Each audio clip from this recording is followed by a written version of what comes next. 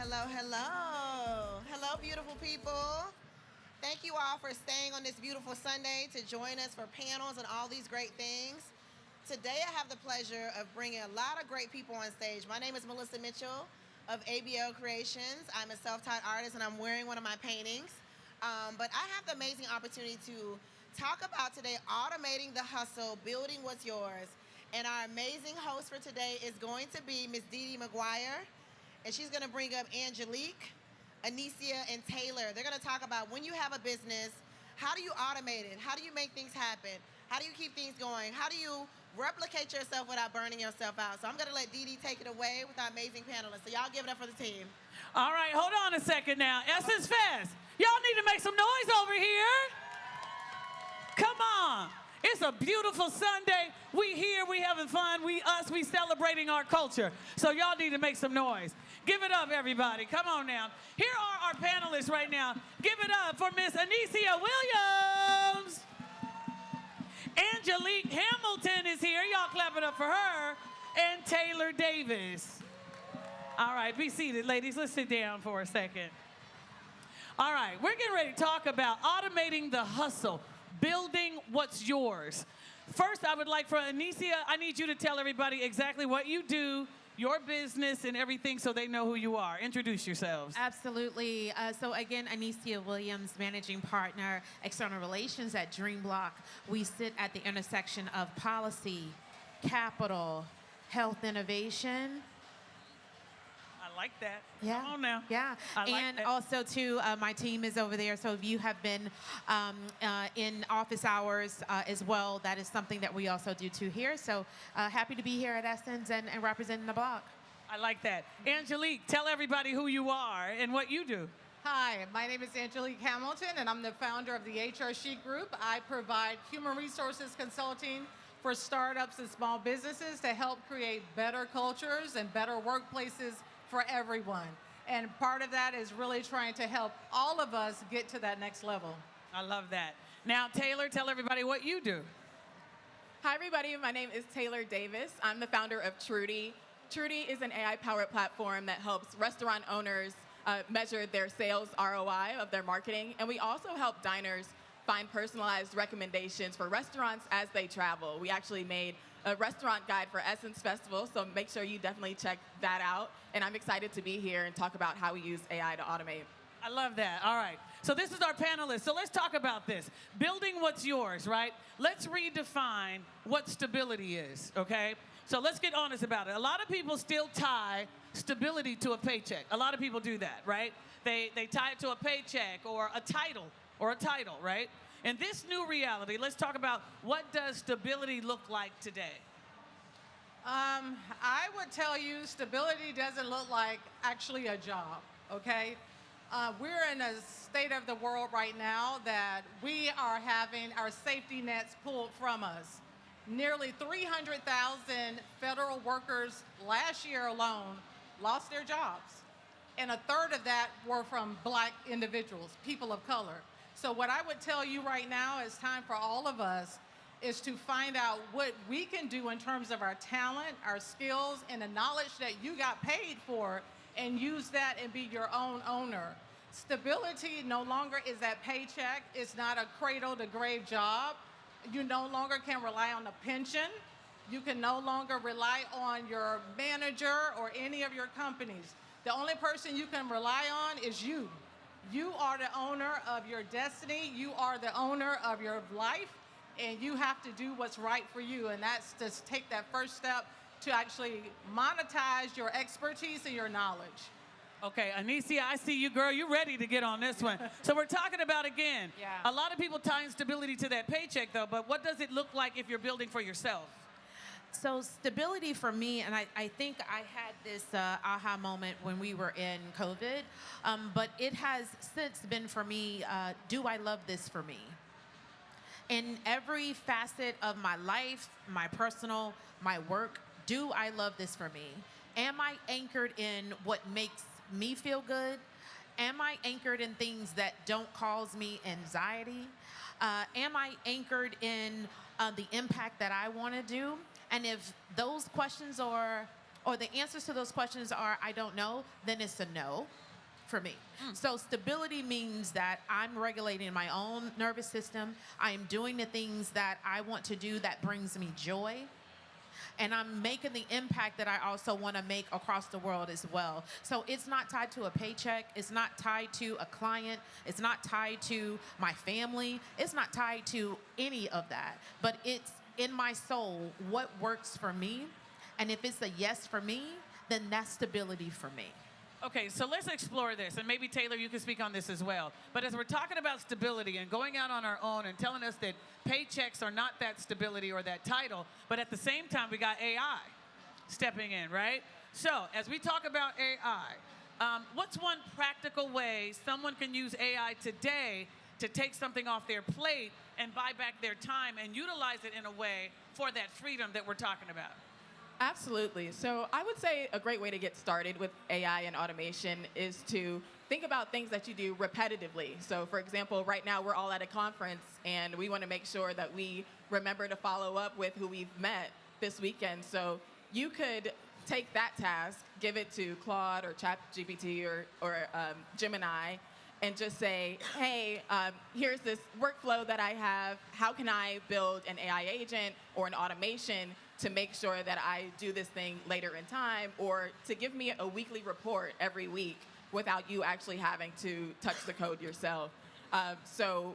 Or if you don't really want to touch the code or touch any scripts or build an AI agent, there are tools out there that are pretty specialized that could probably do what you're looking for, whether that's emails or calendars or follow-ups after a conference. There's probably a specialized AI tool. Again, at Trudy, we help to measure sales, so sales trends, sales reports for restaurant owners, and then for diners. As you're traveling, you're enjoying new cities, Trudy can actually help you find restaurants that you will actually like based on your foodie travel persona, and restaurants that you like in your own city or that you've been to before. So if you're looking to automate and buy back time, you can either build your own AI agent, use some specialized AI tools that are already out there, and get that time back for yourself. Let me ask the panelists, all of you, are you using AI today? And if so, how? And help us, tell us who it and what it is. I would tell you I utilize AI every day. It's automated in my calendar. It's automated on how I handle my clients.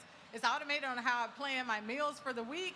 Yep. And if anybody knows me, I'm a list person. I actually will have my chat. She can be a little feisty a little bit, but she will give me what type of schedule I have for that week and what I need to do. And it's really helpful. It's not for us to view it as a negative, but it will actually put out a lot of different things that will help us. So if you're making lists every day, you don't have to. You can have chat to actually remind you and give you different updates and different notifications. Right. Anisi, how do you use AI? So I use my girl Gymnisha. Me and Gymnisha, we go together real bad. But I use her to be able to validate some things, especially when I'm working on strategy documents and things like that, to make sure that what I'm thinking out of my head actually makes sense. When I'm building workshops or when I'm doing roundtables with politicians and things of that nature, like I am able to data source all the things that I need so I can make sure that I have the right people talking at the right time that are building ecosystems together and things of that nature. So I use it for data, I use it for research, I use it for validation, and I also use it to prep my meals too. Oh, I love that, to prep those meals. All right, listen, let's talk about this, though. As we're talking about automating the hustle, again, because that's what this is all about, right? Building what's ours, what's yours. You're always hearing about multiple streams of income, right? We hear that a lot. But what about this? What if somebody feels stretched, right? Where do they begin without burning out even more? Because we're doing so much in our lives, and everybody said, let's build these multiple streams of income. How do you do it when you're so busy? Well, the first thing I would tell you, if you're trying to build multiple streams of income, don't quit your day job. Please don't. Please don't in this economy. I know you may hear families and friends that say, hey, it's too stressful, you just need to quit your job. The time it will take you to actually gain employment is 6 months to a year. So be wise about whether or not you want to actually relinquish that job. Take some time about it, think about it, but the first thing I would tell you to do is look at what you are good at doing first. What is your expertise? If you're a person that loves to cook on the side and you're always baking for someone, making cookies, that could be something you can do. If you're always you're the person that's always organizing for your family, that can also be something you can also monetize. That can be your first stream. So it's not necessarily meaning to add to multiple streams. It's just taking that first stream and launching it. So I'm in the camp of just because you can doesn't mean you should. I'm in that camp. And the reason why is because just because you can, that doesn't mean that that is your zone of genius. So what I don't want you to be doing is spending all this time doing this, just because it creates revenue for you. But if you are in something that making all the money, and trust me, like I got a badge of honor that I have worn, and I had to take that thing off because it was making me sick. I was making the most money I had ever made in my life, but I was the most miserable in my life, and I did it very well.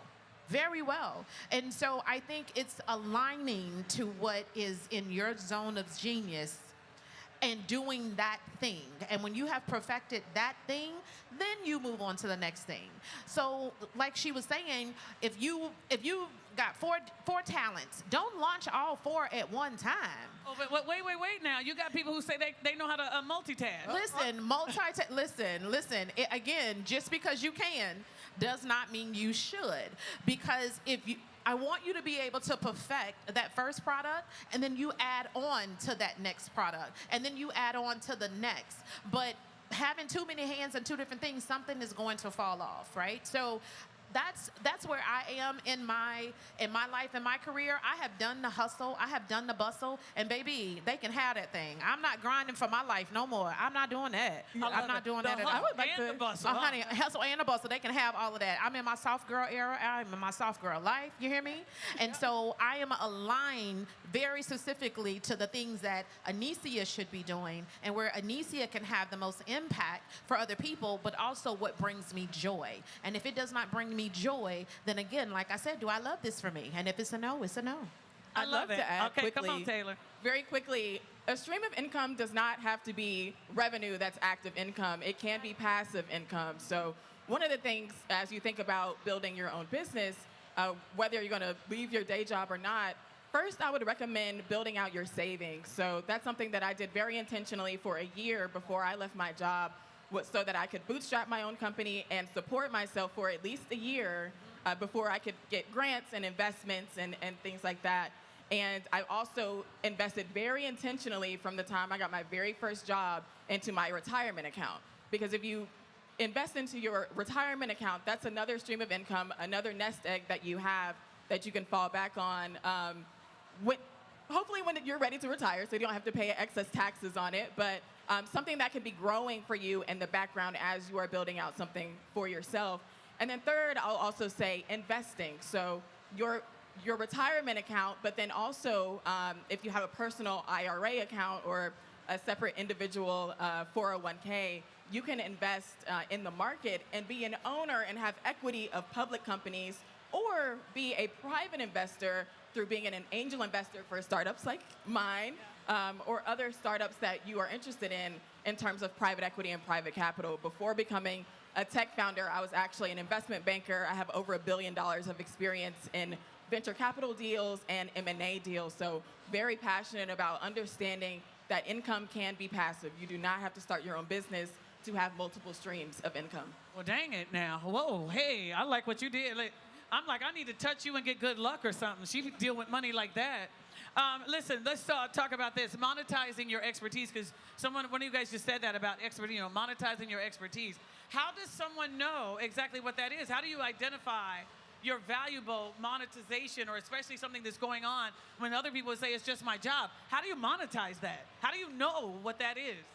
Well, I would say that even though they will tell you that it's your job, you're actually getting a paycheck. If you work for someone every day and you're actually using the skills and the talent that God gave you, you can monetize that. They are actually paying you. They're renting out your brain per hour. So instead of doing that, you can monetize it on a higher level. So instead of you renting it to another company, that company becomes you. You allow yourself to set that standard for what the company is currently paying you right now. So for any of you, if you're working at a job right now and you say that I provide the best customer service skills to this organization, you can use that skill set yourself and set up and start your own virtual assistance program or company. You can start with one business at a time, just providing virtual assistance to them. So you do have the capacity, you have the skills, you have the knowledge and the talent to monetize.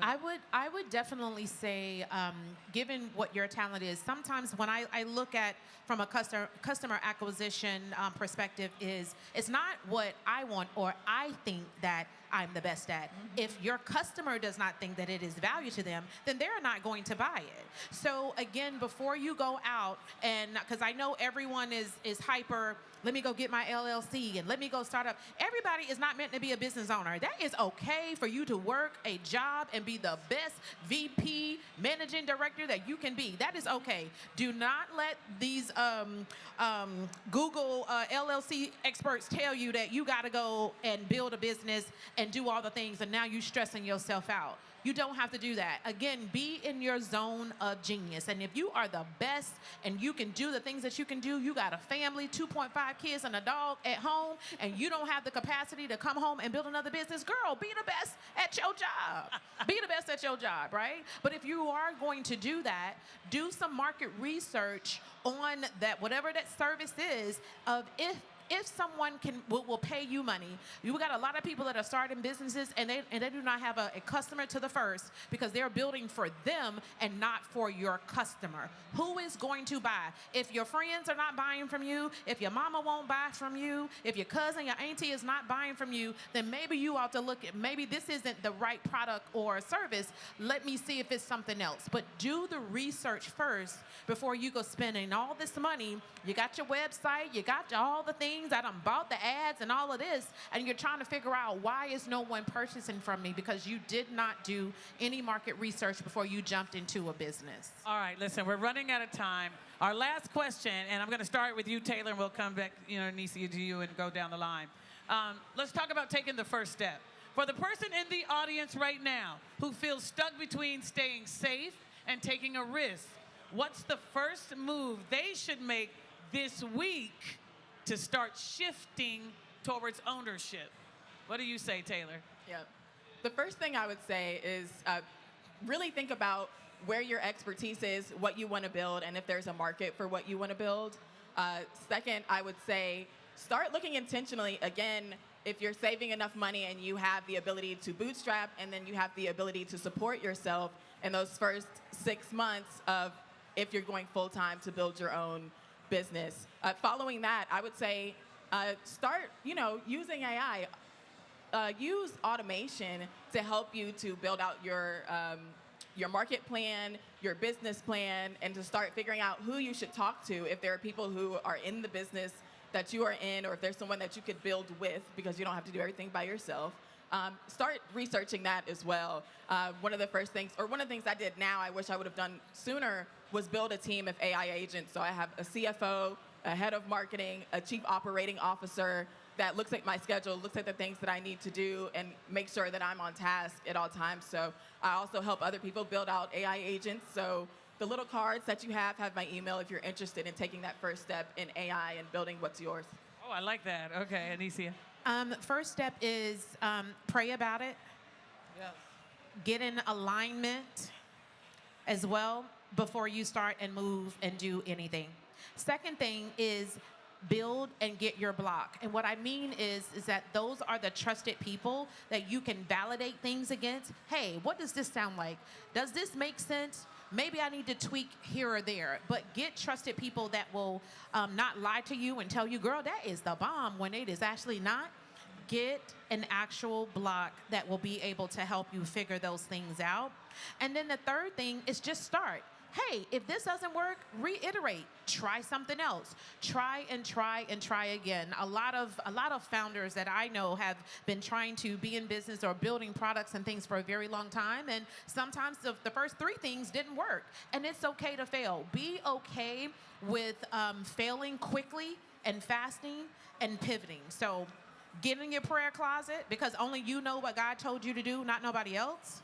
Number 2, get into alignment and build your block of trusted folks that can actually validate things for you and actually be able to sponsor you when you need it and not over mentor you. That's 2. And then 3, start somewhere. It doesn't have to be perfect, doesn't have to look pretty. Just start somewhere and actually do some things. All right, and then finally, Angelique, tell us again, what's the first move someone should make this week to start shifting towards ownership? Yeah, I'm going to agree with all of my peers. First, also pray about it. Get a plan. That should be your second thing. Also, organize it through AI as well as crafting that plan. And get in a community. You need a community of like-minded individuals. And I'm going to do a shameless plug on New Voices.